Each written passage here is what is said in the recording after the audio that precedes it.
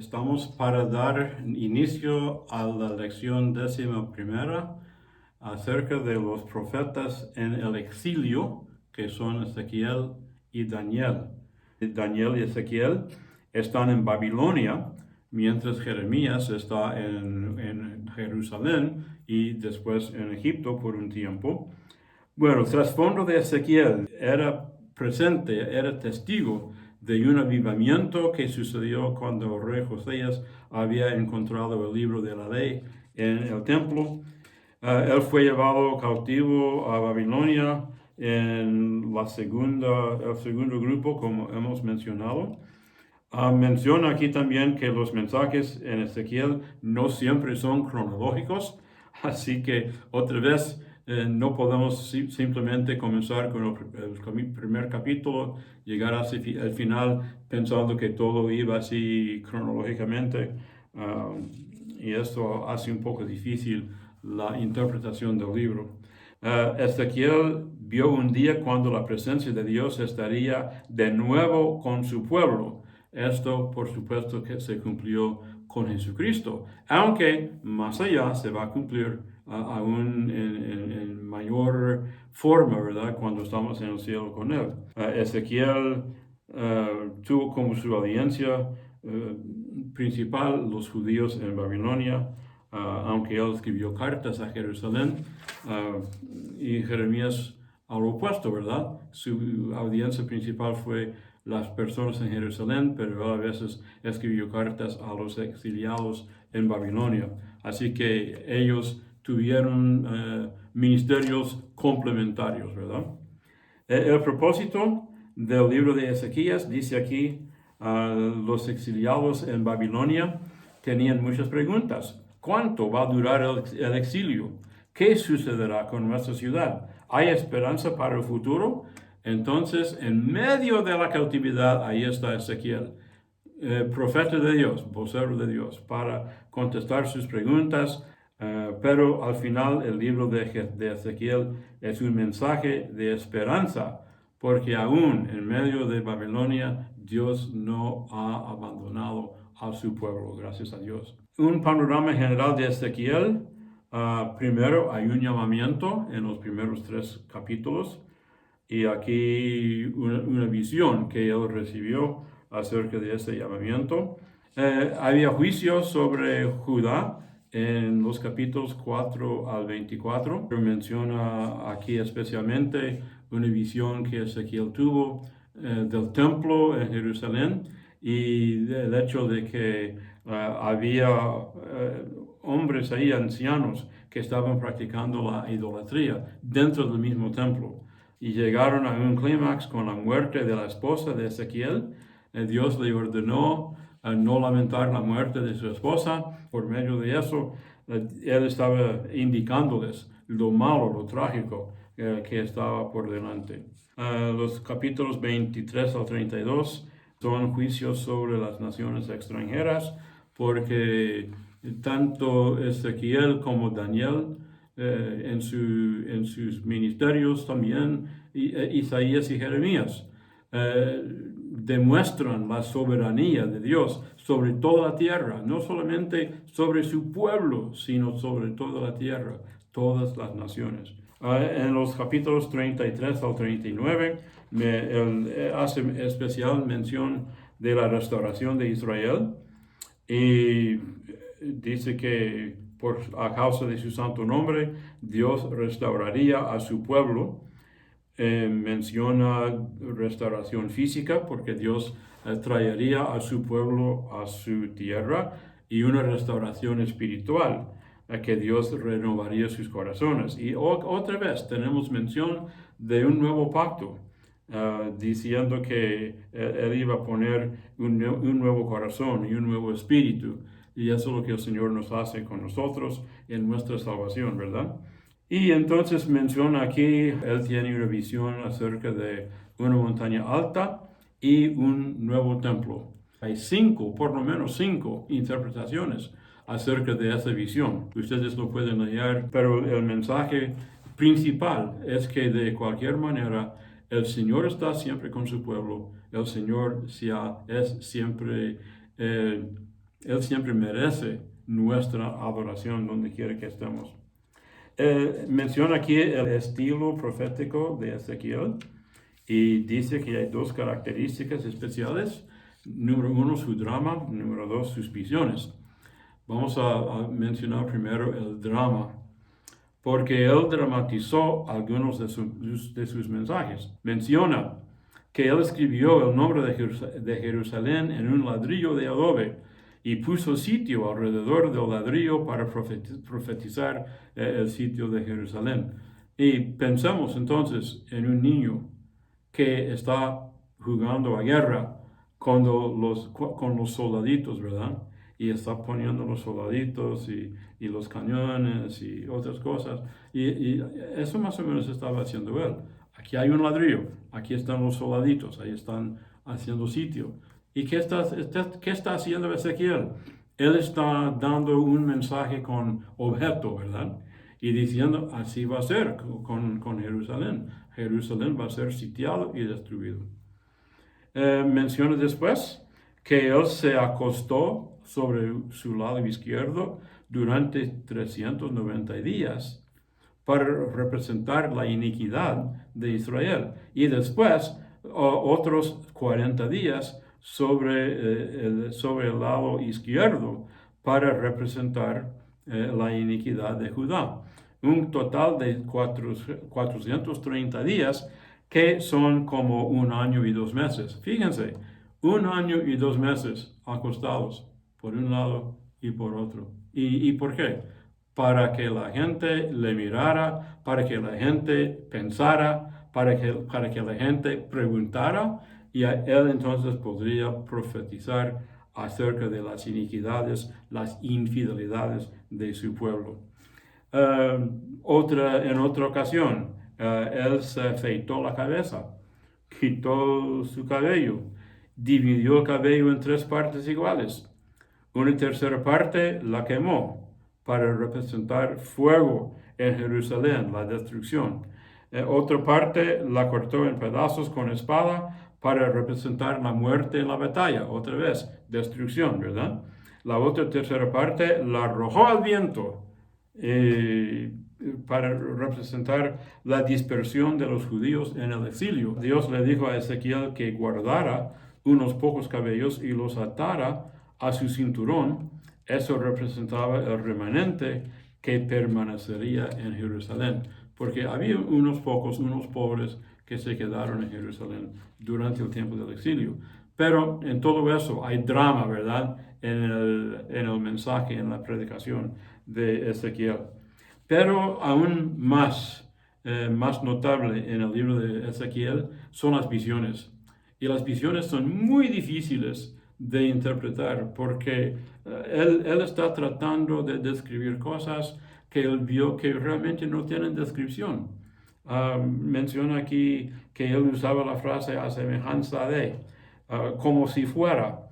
Y el autor dice aquí, Ezequiel usa el lenguaje humano para describir algo que está más allá de cualquier descripción humana.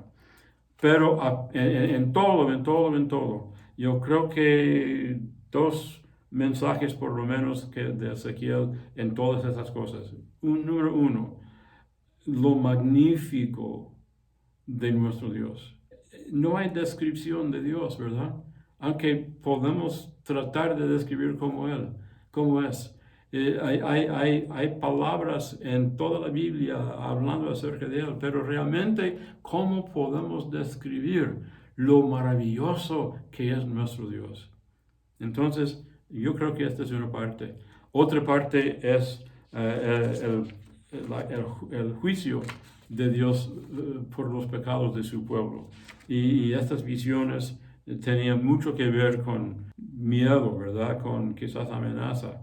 Y él pudo usar estas cosas como para decir, este es el juicio que viene a causa de sus pecados. Bueno, pasando a Daniel rápidamente, Daniel fue llevado como un joven a Babilonia en el año 605. Él estaba con el primer grupo de los cautivos y en cambio de los demás, como ustedes saben, si han leído el libro de Daniel, que Daniel y sus amigos fueron preparados para ser funcionarios en el gobierno de Babilonia, y especialmente Daniel se preparó muy bien, se preparó en una forma muy excelente, y él rindió un servicio muy excelente, aunque estaba no en Jerusalén, no en el gobierno de los judíos, sino el gobierno de Babilonia, ¿verdad? Un gobierno, podemos decir, enemigo. Pero Jeremías había dicho, eh, construir casas y cultivar huertos y todo eso. Entonces, él pudo servir en el gobierno y pudo servir bien. Y hay una lección para nosotros, hermanos. Donde quiera que el Señor nos ponga, podamos servir bien a nuestro Señor, y debemos, ¿verdad? Así que vamos a ver el propósito de Daniel. Dice aquí que él comunica dos verdades importantes: la importancia de la fidelidad de Dios y la realidad de la soberanía de Dios sobre la historia humana.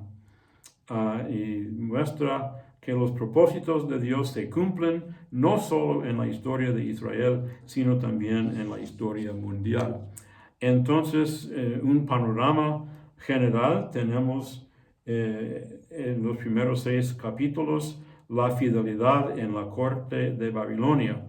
Y yo me puse una pequeña nota aquí: su fidelidad a Dios, pero también fidelidad a sus responsabilidades en el gobierno, en la corte de Babilonia.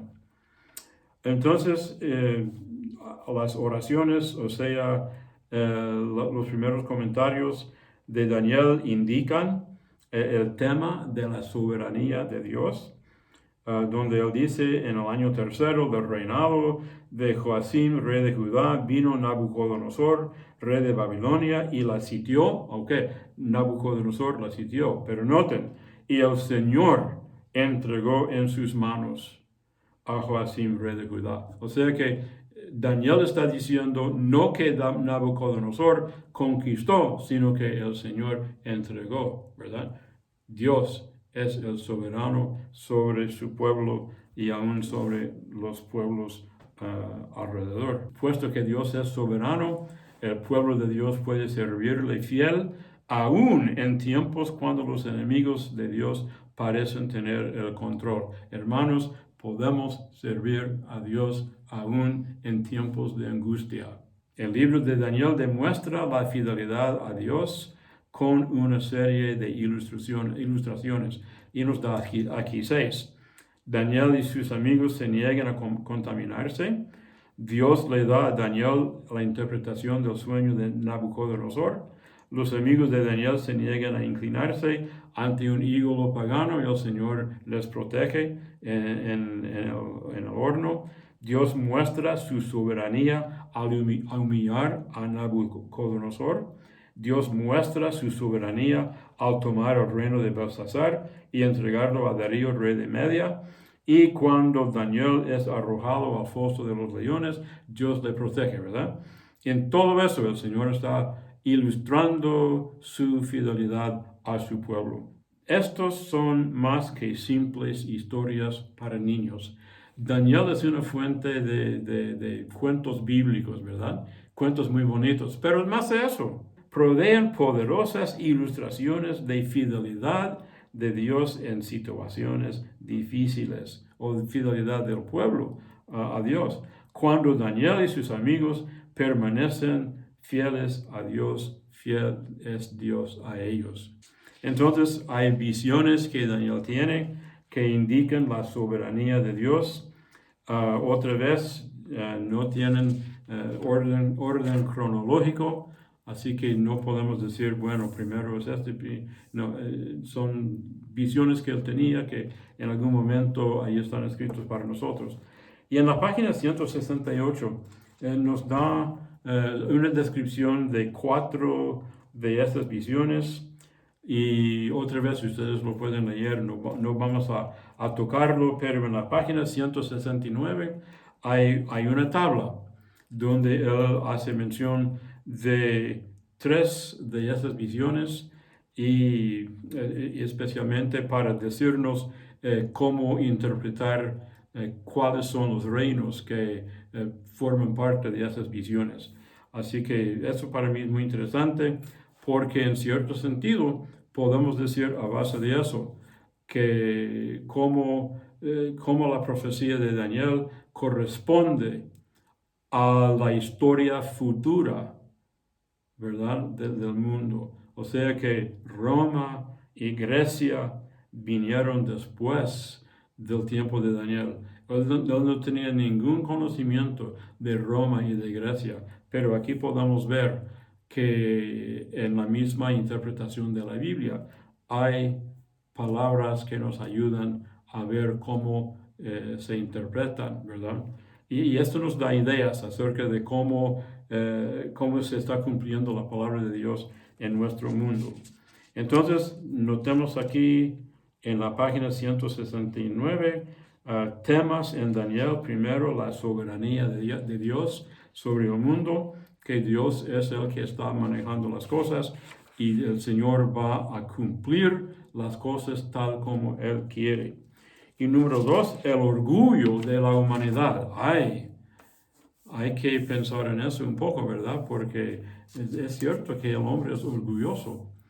Y eso, el orgullo del hombre que le ha dado tanto problema. Somos muy orgullosos los hombres.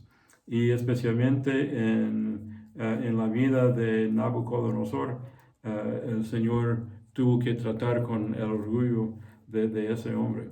Y el tercer tema especial es la victoria final del pueblo de Dios. Y siempre tenemos que tener nuestra confianza en el Señor. Así que Ezequiel y Daniel nos hablan hoy. Hay algunas ideas que quiero mencionar aquí. El autor nos da una cita de un señor, Abraham Kuyper, que era un gobernante, un político, también un teólogo.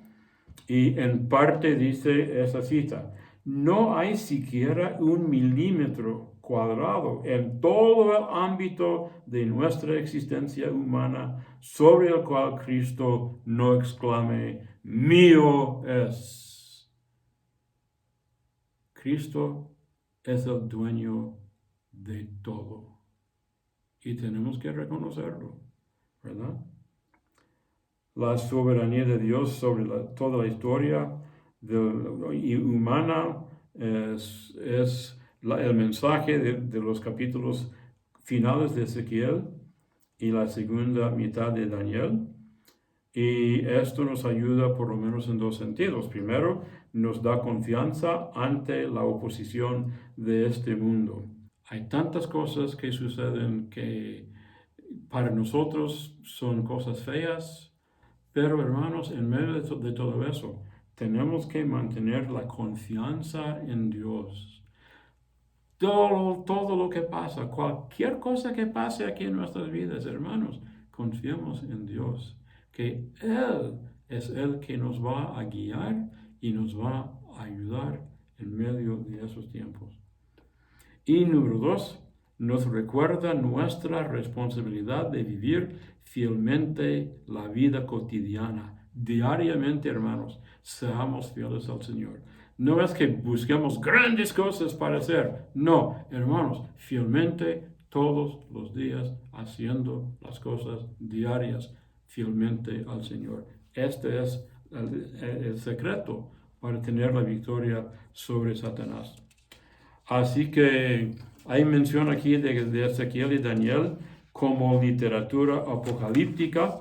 Es una lectura muy interesante para ustedes, para ayudarles a ver que como literatura apocalíptica tienen ciertas características que no son iguales a otras partes de la Biblia. Y yo pienso que leer esto y pensarlo entre ustedes, quizás si están haciendo clases, una plática entre ustedes para hablar de eso sería muy bueno. Pero como he hecho en las últimas 2 lecciones, quiero darles algunos versículos importantes para la predicación.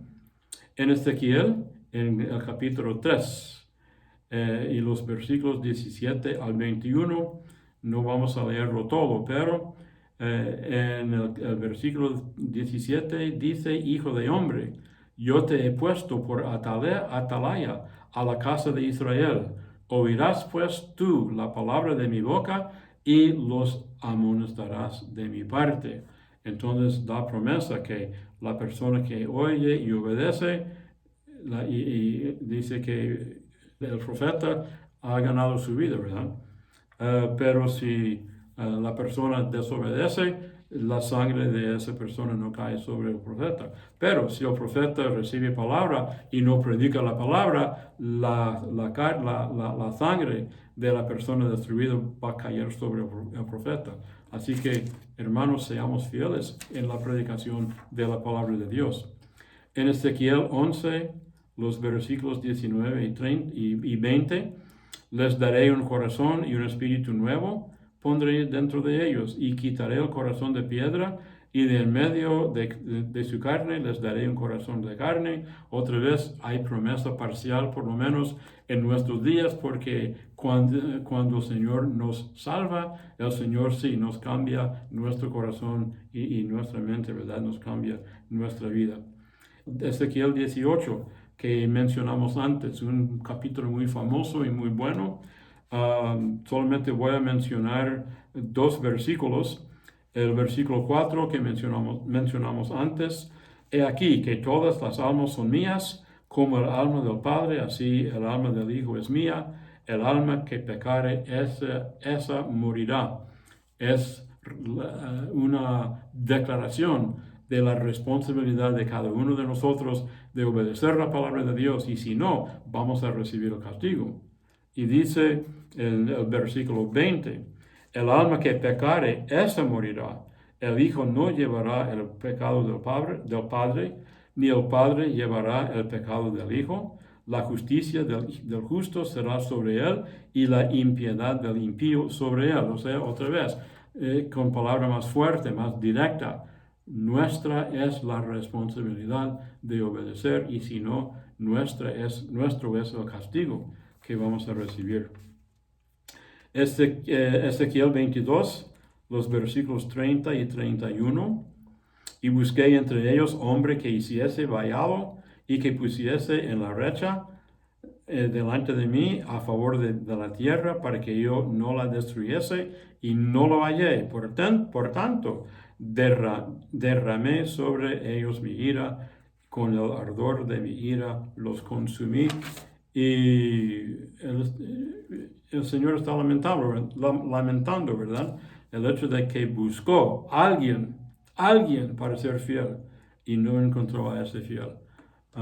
Y él no está hablando precisamente de un predicador o un profeta, aunque se puede incluir eso. Pero él está hablando del pueblo, que buscaba entre el pueblo quien le fuera fiel, y no encontró. Así que por eso tuvo que venir la destrucción y el castigo. En Ezequiel 33, vivo yo, dice el Señor, que no quiero la muerte del impío, sino que se vuelva el impío de su camino, y que viva. Volveos de vuestros malos caminos. ¿Por qué moriréis, oh casa de Israel? Yo pienso que esto demuestra el corazón de nuestro Señor, ¿verdad?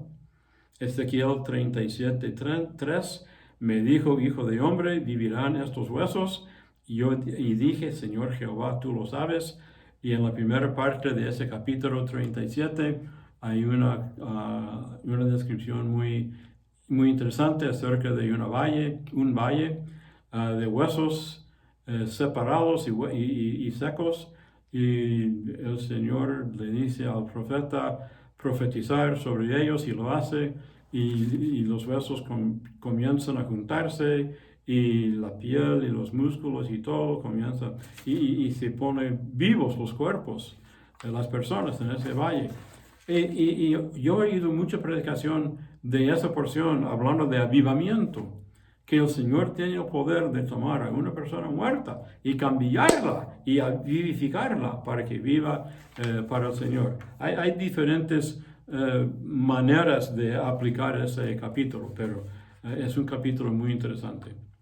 En Daniel 1:8, y Daniel propuso en su corazón no contaminarse con la porción de la comida del rey, ni con el vino que él bebía. Pidió, por tanto, al jefe de los eunucos que no se le obligase a contaminarse. Noten, no hizo demanda. Él pidió. Él propuso realmente una prueba, ¿verdad? Que durante 10 días ellos comieran la comida a la cual estaban acostumbrados y no comer la comida del rey. Y después de los 10 días, hacen ustedes el juicio, ustedes deciden si somos mejorados o no, ¿verdad? Él propone esa prueba. Y él no está diciendo, no está denunciando, no está demandando, sino que en forma muy razonable está comunicando su deseo y el Señor le bendijo por eso. Yo creo que podemos también aprender de su actitud. Daniel 3, 17 y 18, he aquí nuestro Dios, a quien servimos, puede librarnos del horno del fuego ardiendo, y de tu mano, oh rey, nos librará. Y si no, sepas, oh rey, que no serviremos a tus dioses, ni tampoco adoraremos la estatua que has levantado. Qué mensaje de determinación, decisión, de fortaleza, ¿verdad?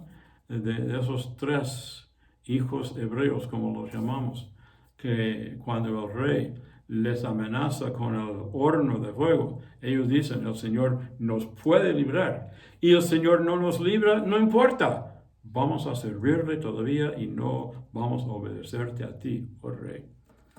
Vamos a ver de nuestro corazón si tenemos en nosotros una fortaleza tan grande. Y por fin, Daniel capítulo 6, versículo 10. Cuando Daniel supo que el edicto había sido firmado, entró en su casa y abiertas las ventanas de su cámara que daban hacia la ciudad de Jerusalén, se arrodillaba 3 veces al día y oraba y daba gracias delante de Dios como lo solía hacer antes. Otra vez tenemos el ejemplo de uno que sabiendo que podría sufrir, sabiendo lo que el rey había declarado, todavía en su vida diaria, como hemos mencionado, como solía hacer antes, él fue y oró, aunque sabía que el edicto del rey fue contrario a tal oración. Así que hay tantas cosas que podemos decir. Podríamos hacer videos de 3 y 4 horas y todavía no cubrirlo todo. Yo pienso que esos videos son para ayudar, para orientarles un poco y también para despertar en ustedes el deseo de estudiar la palabra de Dios y el deseo de vivir fielmente como predicadores, como siervos de nuestro Padre Celestial.